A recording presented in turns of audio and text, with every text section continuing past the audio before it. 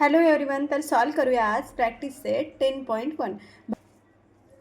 First example आहे 21m² divided 7m. आपण right करून घेऊया.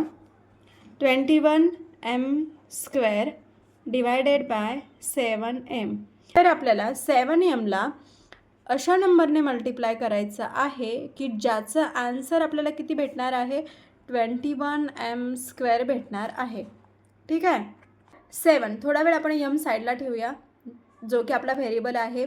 तर इथे 3 ने 7 3 जा 21, तर आपण 3 राईट केलं. ओके, 7 3 जा 21 हे आपल्याला भेटलेलं आहे. नंतर आपल्याकडे m आहे. आपल्याला अजून एक m हवा आहे, कारण m मल्टिप्लाय m केलं की आपल्याला काय भेटणार आहे, m² भेटणार आहे.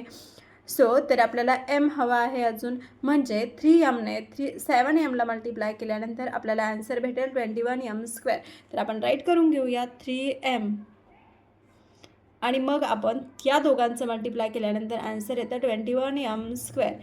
21m² मधून 21m² डिवाइड मायनस केल्यानंतर आन्सर येतो 0. ठीक आहे. तर हा आपला रिमाइंडर झालेला आहे आणि हे आपलं क्वेश्चन झालेलं आहे. ते इकडे राईट करून घेऊया. आपण बघूया.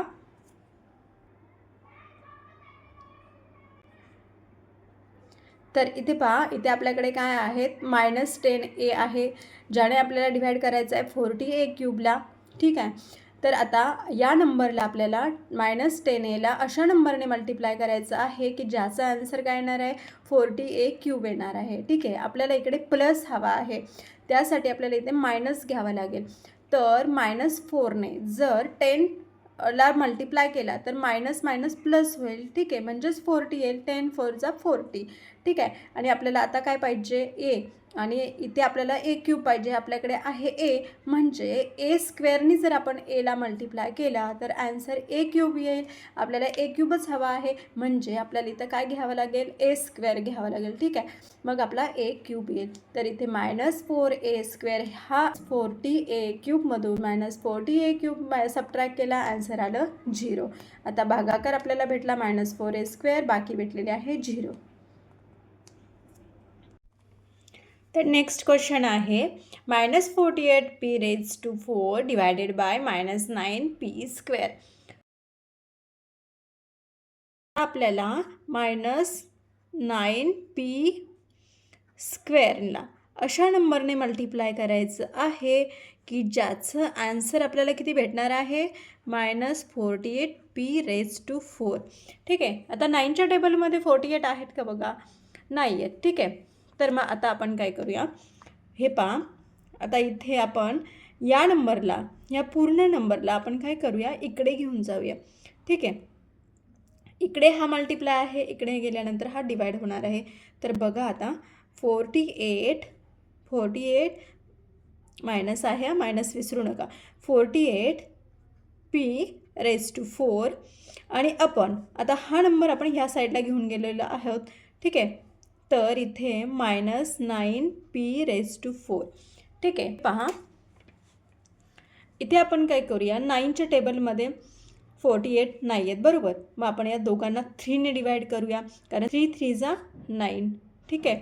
तर इथे आपल्याला 3 भेटला. आता याच नंबरला 3ने पण डिवाइड करूया, 48ला पण. 3 1 जा 3, आणि खाली किती राहिला 1, परत घेतला 8, 18 झाले. 3 6 जा 18, तर इथे आपल्याला 16 भेटला आणि इथे आपल्याला 3 भेटला. ओके. मायनससोबत मायनस कट झाला, बरोबर. तर आता आपल्याकडे काय राहिला, 16/3, आणि इकडे p⁴ आणि इकडे p². तर आता आपण काय करूया, हा p² आहे आणि इथे p⁴ आहे, म्हणजे ह्याच्यातले 2 जे आहेत, या 2 सोबत हे 2 आपण काय करू शकतो, कट करू शकतो. म्हणजे हे पहा, p हे किती आहेत, 4, 1 2 3 4.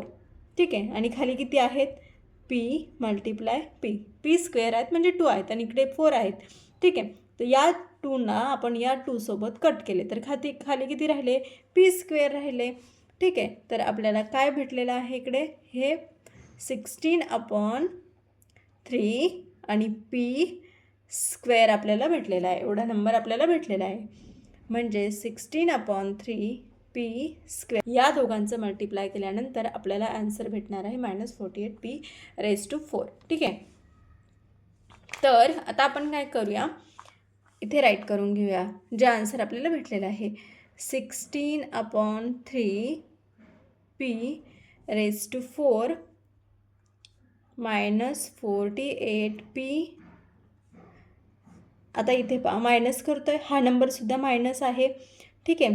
तर आपण काय करूया, मायनस मायनस इथे प्लस. तर आपल्याला भेटलेला आहे इकडे 0. आणि आपला क्वेश्चन नंबर 4 आहे 40m⁵ डिवायडेड 30m³. ठीक आहे.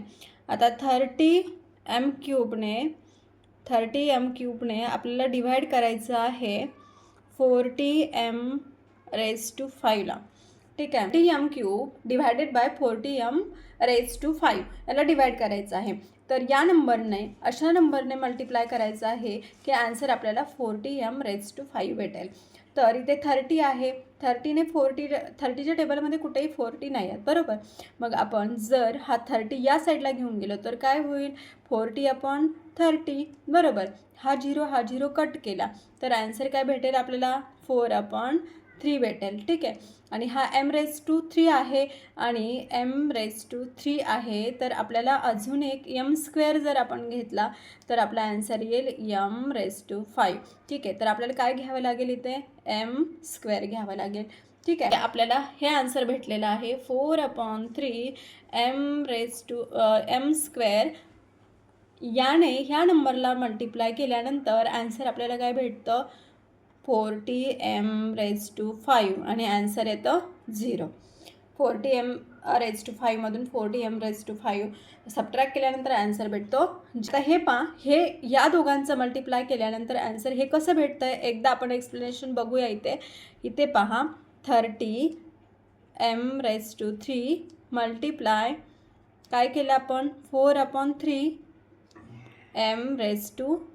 ह्या दोघांचं आपल्याला मल्टिप्लाय करायचं आहे, बरोबर. आता इथे पहा 3 × 1 = 3 आणि 3 × 10 = 30. तर किती आले हे, 4 × 10 = 40. आणि इथे पहा m⁵ आहे, सॉरी m⁵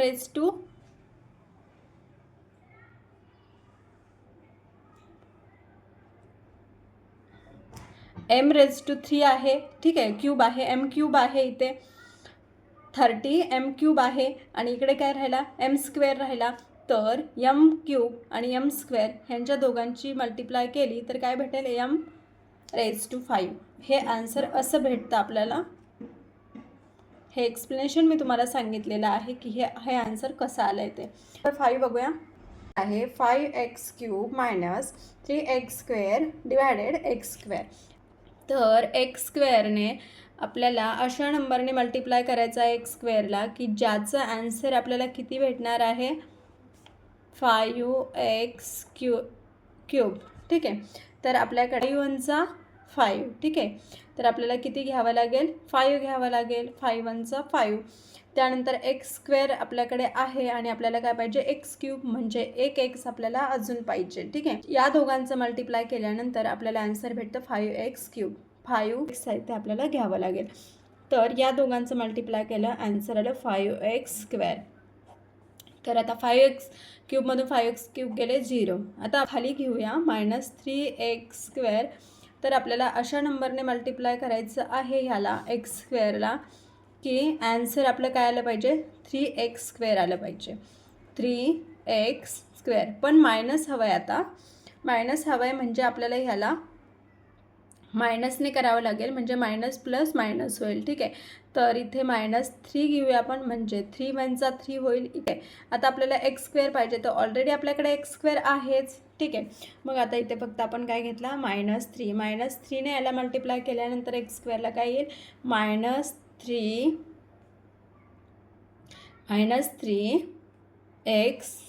ठीक आहे. आता इथे मायनस आहे, याचा मायनसचं काय झालं, इथे प्लस. मग मायनस प्लस याचं सबट्रॅक्शन केलं तर आन्सर काय येणार 0. म्हणजे तर असे 5 एक्झाम्पल आपण सॉल्व केलेले आहेत. अजून जे 5 आहेत ते आपण नेक्स्ट व्हिडिओमध्ये पाहणार आहोत.